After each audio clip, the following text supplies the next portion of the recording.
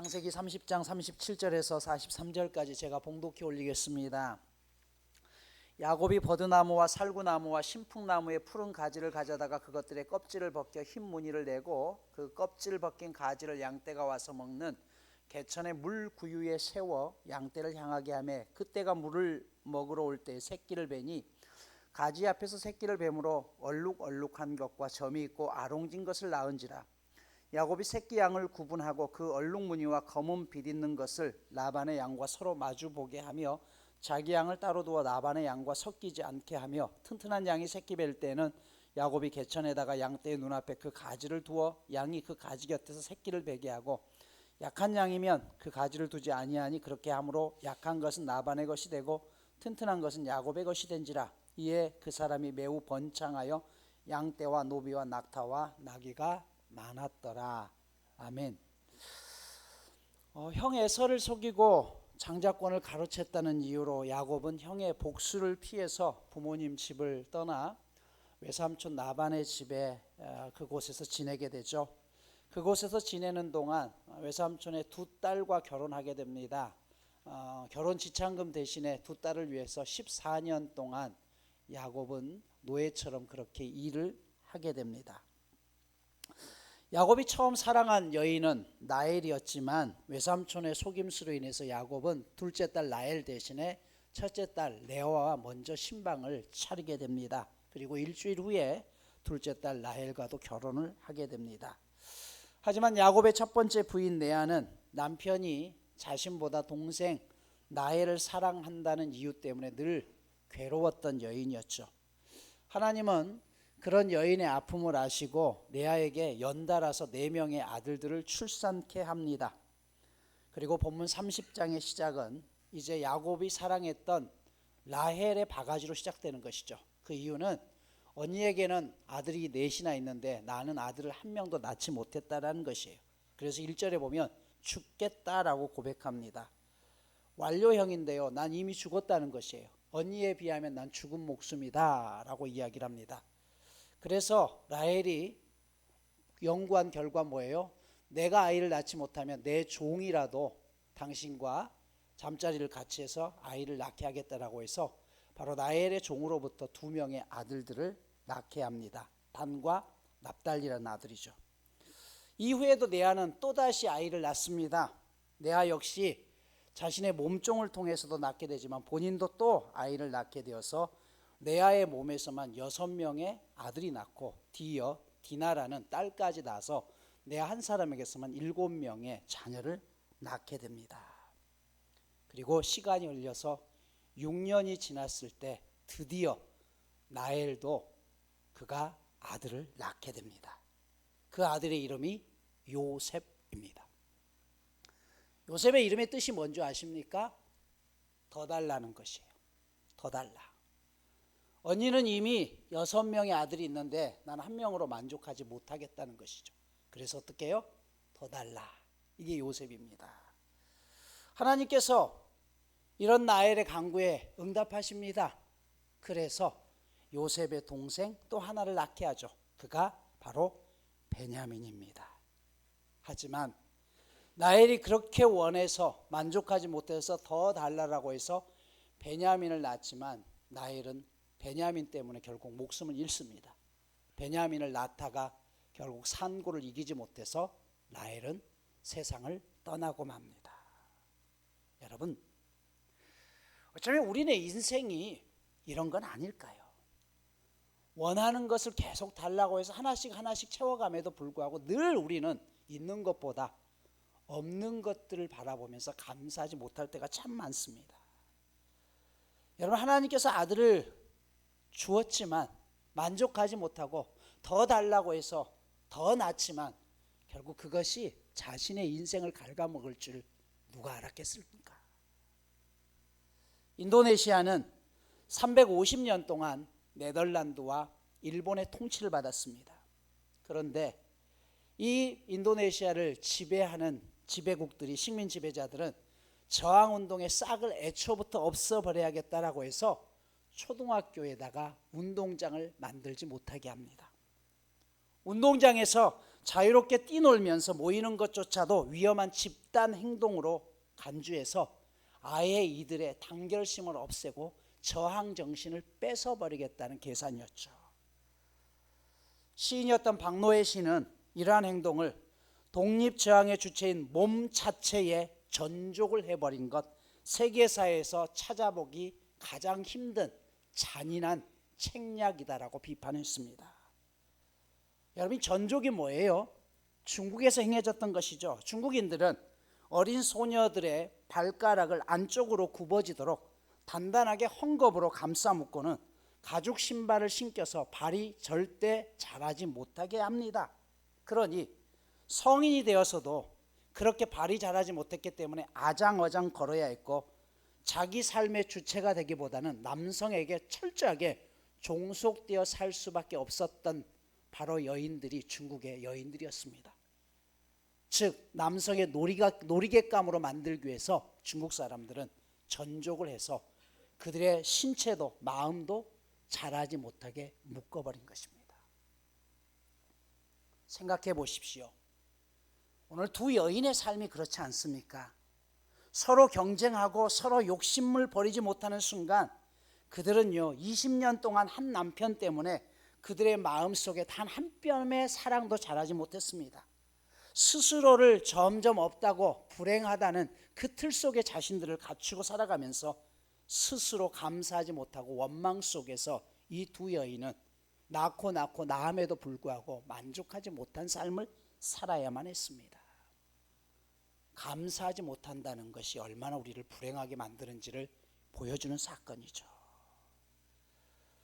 두 아내를 얻은 대가로 14년을 일했던 이 야곱은 이제 드디어 외삼촌에게 내가 아내를 얻은 대가에 품삯을 다 14년 동안 해왔으니 내 고향 땅으로 돌아가겠다라고 요청합니다. 하지만 삼촌은 야곱을 보낼 생각이 없었습니다. 그리고 야곱과 다시 고용 계약을 하게 되죠. 그가 외삼촌과 다시 계약한 내용을 보면 양과 염소가 새끼를 낳게 되면, 흰색을 낳게 되면 외삼촌 것, 얼룩덜룩한 게 생기면 네 거다라고 이야기를 해요. 그런데 이 동물의 양과 염소는 흰색이 우성입니다. 절대적으로 흰색이 많이 태어날 수밖에 없는 것이에요. 삼촌이 유리한 것이죠. 오랜 시간 동안 양을 쳐왔던 삼촌은 어떤 양이 많이 태어난다는 것을 이미 알고 있었습니다. 교활한 삼촌 라반은 그 자리에서 그렇게 계약을 맺고 난 다음에 점이 있거나 얼룩진 양을 따로 떼가지고 자기 아들들에게 맡기면서 사흘길 약 100km 떨어진 곳으로 보내버립니다.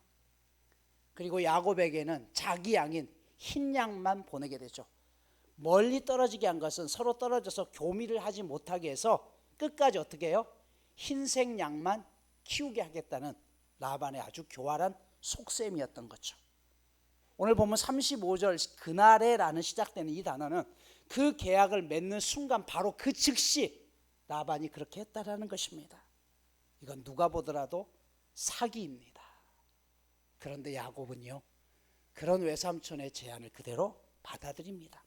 그리고 이제부터 야곱이 하나님 앞에 기도하면서 일하기 시작합니다. 어떻게 합니까? 그곳에서 흔히 볼 수 있는 버드나무와 살구나무, 또 신풍나무, 플라터납스를 얘기하죠. 이 나무를 꺾어다가 중간중간에 이 나무 껍질과 중간중간에 하얀 속살이 보이도록 중간중간을 파내요. 그러면 원래 나무 색깔과 그 파낸 곳은 하얗겠죠. 그 모양이 얼룩덜룩하게 보이게 한 다음에 그것을 양들이 와서 물을 마시는 시냇가에 꽂아 놓습니다. 그러자 그 나무를 보고 물을 마셨던 양과 염소가 새끼를 낳는데 흰색 새끼가 아니라 얼룩덜룩한 새끼들이 점점 많아지더라는 것입니다. 여러분, 그러면 실제로 그들이 교미를 할 때 이것을 보면 그 흰색 양들이 그 얼룩덜룩한 것을 보았기 때문에 그들에게 이런 새끼가 많아진다는 그런 어떤 학설이 있는 건가요? 미신적인 요소가 있는 건가요? 아니죠. 그렇게 했다고 해서 하나님께서 그 모든 양의 색깔을 바꾸는 건 아닙니다. 하나님은요 야곱이 그렇게라도 해서 자신의 그 꿈을 펼쳐야겠다는 하나님의 축복을 받겠다는 그 열심을 보시고 하나님이 그의 마음을 아시고 야곱의 간절한 소망에 응답하신 것입니다. 여러분, 축복은 우리가 얼마나 간절히 원하느냐에 따라서 하나님이 우리에게 허락하십니다. 여호수아 18장을 보면 이스라엘 백성들이 요단강을 건넌 후 드디어 약속의 땅 가나안 땅에 도착합니다. 하지만 그들은 이 땅을 정복하기를 주저합니다. 그러자 여호수아가 백성들에게 선포하죠. 너희들 각 지파에서 3사람씩 선정해라. 내가 그들을 보내리니 그들이 일어나서 이 땅을 두루 다니면서 그들의 기업에 따라 그 땅을 그려가지고 내게로 돌아오라라고 여호수아 18장에 이야기합니다. 계속해서 그렇게 하자 그들이 땅을 그려서 가지고 옵니다. 그리고 그 그려온 땅 그대로 여호수아는 이스라엘 백성들에게 땅을 분배했습니다. 여러분, 이건 뭐냐 하면 마음속에 소원 한 바를 그리고 그 계획을 세웠을 때 여호수아는 이스라엘 백성들에게 땅을 분배했다는 것이에요. 야곱 역시 마찬가지였습니다. 지난 14년 동안 외삼촌을 위해서 열심히 일했지만 그가 가지고 있는 재산은 아무것도 없었습니다. 이번에도 너무 억울합니다. 그러면 그가 살 수 있는 길은, 그렇게 한다면 내가 의지할 분은 하나님뿐이니 하나님, 내가 이렇게 세워서 내 계획을 세워서라도 내 양떼를 챙기겠습니다라는, 그러니 하나님께서 내 기도에 응답해 달라는 간절한 소망이었던 것이죠. 38절을 다시 보면 그 껍질 벗긴 가지를 양떼가 와서 먹는 개천의 물 구유에 세워 양떼를 향하게 하며 그떼가 물을 먹으러 올 때 새끼를 베니, 여기 우리가 주목해야 될 단어가 세웠다라는 단어예요. 히브리어로 야차그라는 단어를 쓰는데 설립하다, 만들다, 작정하다라는 뜻이에요. 창세기 28장 19절에도 보면 야곱이 아침에 일찍 일어나 베개로 삼았던 돌을 가져다가 기둥으로 세우고 그 위에 기름을 붓고 오라고 이야기했어요. 야곱은 베돌에서 처음 돌을 세웁니다. 그러나 여기서 멈추지 않아요. 창세기 31장 45절에 보면 이에 야곱이 돌을 가져다가 기둥으로 세우고, 35장 14절에도 보면 기둥 곧 돌기둥을 세웠다라고 이야기해요. 전부 야차그, 세우다라는 단어가 나옵니다. 야곱은 그가 무슨 행동을 하든지 간에 하나님 앞에 내가 이것을 세웁니다. 보입니다. 내 행동으로 보여지니 하나님, 이곳에 하나님의 전이 세워지게 하시고 이곳에 하나님의 축복이 일어나게 하소서라면서 간절히 그것들을 세우며 계획하며 하나님이 주실 축복을 간절히 소망했다라는 것입니다. 여러분, 야곱의 인생을 보면 참 교활해 보이죠. 욕심이 많은 것은 분명해요. 그러나 중요한 것은요, 그 욕심은 오로지 하나님의 복을 내 것으로 만들겠다는 그 욕심이었다는 것이. 그래서 하나님은 그를 믿음의 사람으로 세우시고 그에게 복을 허락하십니다. 누가복음 16장에 보면요, 불의한 청지기의 비유가 나옵니다. 이건 해석하기 굉장히 어려운, 여러분들 읽으면서도 잘 이해가 되지 않는 본문 중에 하나입니다. 그 내용은 이런 내용이죠. 한 부자가 있었어요. 그는 자기 재산을 믿을 만한 청지기에게 맡겨서 관리하게 합니다. 그 청지기는 오랜 세월 동안 주인의 수족이 되어서 성실하게 일해서 주인의 신뢰를 얻게 됩니다. 그런데 어느 순간 이 청지기가 주인의 돈을 지 마음대로 소비한다는 소문이 들리기 시작합니다. 결국 주인은 그렇게 자기 재산을 마음대로 허비했던 청지기를 해고하게 되죠. 그러자 이 청지기가 자기 자신의 처지를 되돌아봐요.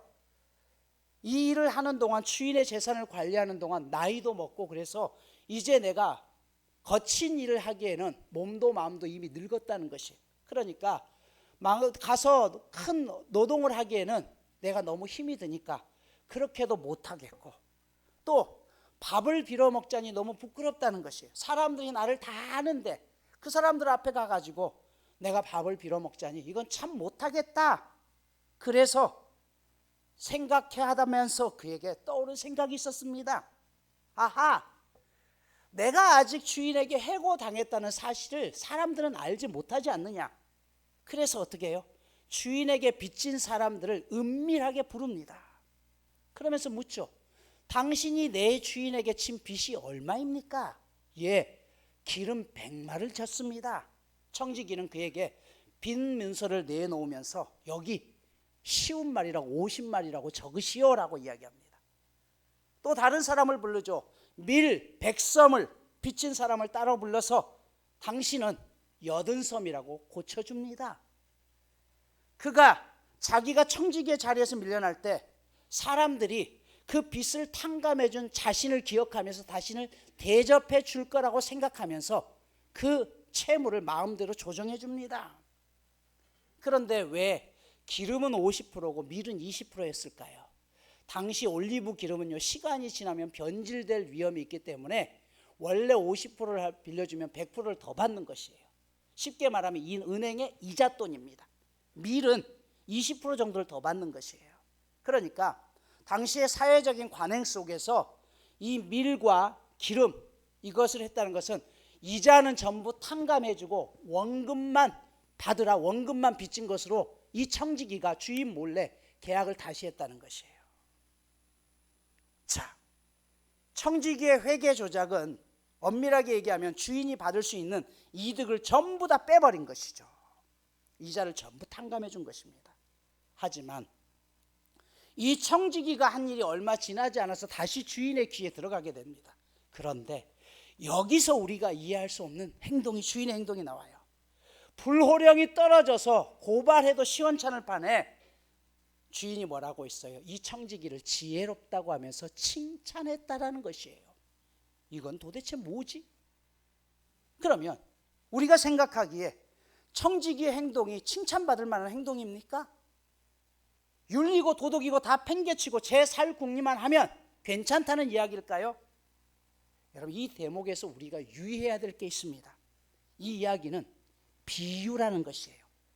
비유를 이해함에 있어서 그 비유가 윤리적이냐 아니냐를 떠나서 그 비유를 통해서 예수님께서 우리에게 말씀하고자 하는 내용이 무엇이냐는 것이에요. 직설적으로 말씀드리자면 여기서 주인이 칭찬한 것은요, 청지기의 불의한 행동을 칭찬한 것이 아니라 자신이 살기 위해서, 살 길을 찾기 위해서 멈추지 않고 머뭇거리지 않고 즉각적으로 행동했다는 점을 말하는 것이에요. 지금 무슨 말이냐면 예수님은요, 하나님 나라의 소망을 두고 살고 있는 사람들이 자신들의 상황을 빨리 파악하고 단호하게 머뭇거리지 말고 행동하라는 것이에요. 너희가 죽음 앞에서도 언제까지 하나님 나라가 있다는 것을 알고 구원이 그렇게 소중한다는 걸 아는데 이것 따지고 저것 따지고 계산해서 머뭇거리는 것이 아니라, 적어도 이 청지기는 자신 앞에 다가왔던 그 어려운 상황 속에서 살 길을 찾기 위해서 주저없이 행동했는데 너희는 하나님 나라를 위해서 왜 그렇게 주저하고 있느냐는 걸 보여주는 것이죠. 그래서 뭐라고 하냐면 그 뒤에 보면 이 사람이 믿는 사람들보다 더 지혜롭다라고 이야기해요. 그러면서 그 비유 바로 다음에 뭐라고 했어요? 불의의 제물로 친구를 사귀라라고 이야기해요. 여러분, 불의의 제물로 친구를 사귀라, 이 말은 또 뭘까요? 나쁜 짓을 한 돈으로 사귀라는 거예요? 그게 아니에요. 제물은요, 항상 불의함을 쫓아간다는 거예요. 대부분 돈은 중립적이지만 대부분의 이게 뭐예요? 이게 악한 모습으로 당할 때 많지만 그런 재물을 가지고 너가 어떻게 벌었더니 그 재물을 통해서 어떻게 해요? 친구로 삼으라는 것은 그 재물을 통해서 어려운 사람들에게 나누고 베푸라는 것이에요. 지금 이 청지기가 하는 말이 뭐예요? 자기 돈이 아니었잖아요. 그럼에도 불구하고 어떻게 해요? 주인의 돈을 가지고서 그 사람들에게 은혜를 베풀었어요. 친구로 삼은 거예요. 한 푼이 아쉬운 사람들에게 돌려줌을 통해서 결국 그 뒤에 나오는 건 뭐예요? 그렇게 함으로 너가 나중에 그들로부터 칭찬받고 그들의 초청을 받게 될 것이다라는 것이죠. 여러분, 이 비유를 아시겠습니까? 우리가 하나님 앞에 살아가면서 정말 우리가 하나님 앞에 축복을 받기 위해서 우리는 어떤 계획을 세우며 살아갑니까? 오늘 야곱은요, 그가 그렇게 해야지만 살 수 있다는 사실에 억울하지만 그걸 원망 가운데 잡히지 아니하고 자신이 할 수 있는 최선을 다해서 하나님의 축복을 받아들이기 위해서 노력하고 있는 장면이 오늘 본문의 내용입니다. 오늘 말씀을 마무리합니다. 창세기는 전부 50장으로 구성되어 있습니다. 앞부분의 창조 이야기를 빼고서는 4명의 족장 이야기죠. 아브라함, 이삭, 야곱, 요셉입니다. 그런데 그 족장 이야기 가운데 가장 많은 분량을 차지하고 있는 이야기는 야곱의 이야기입니다. 우리가 보기에는 가장 도덕적이지 못하고 가장 사람답지 못한 야곱의 이야기가 성경 안에서 가장 많은 부분을 차지하고 있다는 것이에요. 우리도 그런 생각하지 않아요? 적어도 내가 야곱보다는 좀 낫지 않을까? 그렇게 할 수 있어요. 무엇 하나 내세울 게 없는 부끄러운 야곱인데 가장 많은 부분을 할애하면서 기록한 이유가 무엇일 것입니까? 더 충격적인 것은 그런 야비한 야곱을 하나님께서 이름을 바꿔주시죠. 이스라엘이라고 바꿔줘요.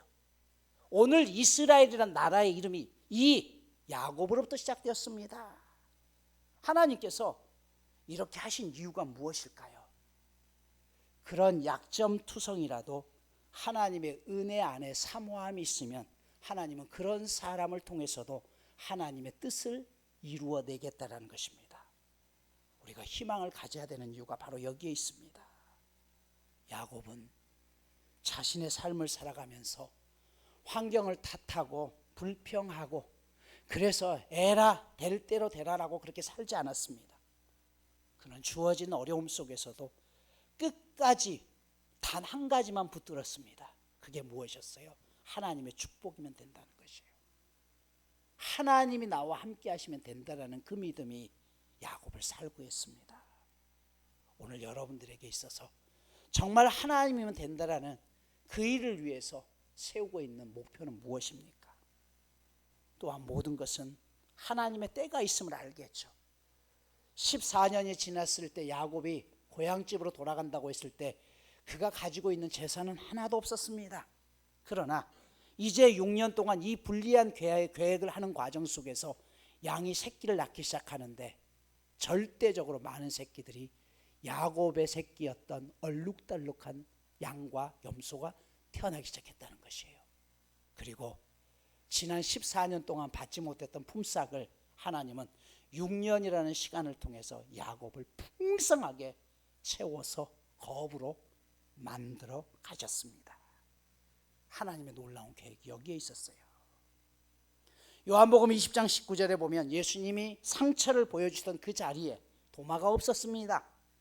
여드레 뒤에 다시 도마에게 나타나서 십자가에서 자신이 받았던 창자국, 목자국을 도마에게 보여주심을 통해서 내가 살아있음을 다시 한번 약속하고 도마의 의심을 풀어주셨습니다. 여러분, 상처를 드러내 주심으로 말미암아 그동안 제자들이 가지고 있었던 두려움을 없애주셨다는 것이에요. 우리는 상처가 있으면 너무 부끄러워서 그것을 숨깁니다. 그러나 역설적이게도 예수님은 자신의 상처를 드러냄을 통해서 제자들의 의심을 풀었고 그 상처를 영광으로 바꾸어가는 과정을 행하셨다는 사실입니다. 여러분, 상처 안에 우리가 묶여 있으면 평생 전족 속에 당하는 것과 같습니다. 극복하지 못하면 그 상처가 내 삶을 묶어요. 평생 발이 자라지 못하듯 내 몸도 내 마음도 자라지 못합니다. 그러나 그 상처를 극복하면 그 상처야말로 가장 영광스러운 흔적으로 이 땅 가운데 우리의 삶을 바꿀 것입니다. 우리가 살아가면서 얻게 되는 가장 큰 위로는 어떤 위로인 줄 아세요? 나와 동일한 일을 당했던 사람이 해주는 위로가 가장 큰 위로입니다. 왜요? 그 사람은 나의 아픔을 알기 때문이죠. 이게 영광입니다. 사랑하는 여러분, 우리가 살아가면서 내 뜻대로 안 되고 때로는 그 상처 때문에 내 삶이 무너질 때도 있지만 중요한 것은 그 상처를 극복했을 때 하나님은 그 상처 위에 영광의 꽃을 피게 하신다는 사실입니다. 그러기에 포기하지 마시고 그 상처 위에 여러분들의 목표, 계획을 세우시고 기도하십시오. 하나님 반드시 응답하실 것입니다. 이번 주 미션입니다. 여러분, 한 해 동안 여러분들이 원하는 계획을 구체적으로 세워보십시오. 그리고 그것을 놓고 기도하십시오. 또한 그 상처 위에 하나님의 영광이 임하게 해달라고 기도하는 저와 여러분 모두가 되시기를 축복합니다.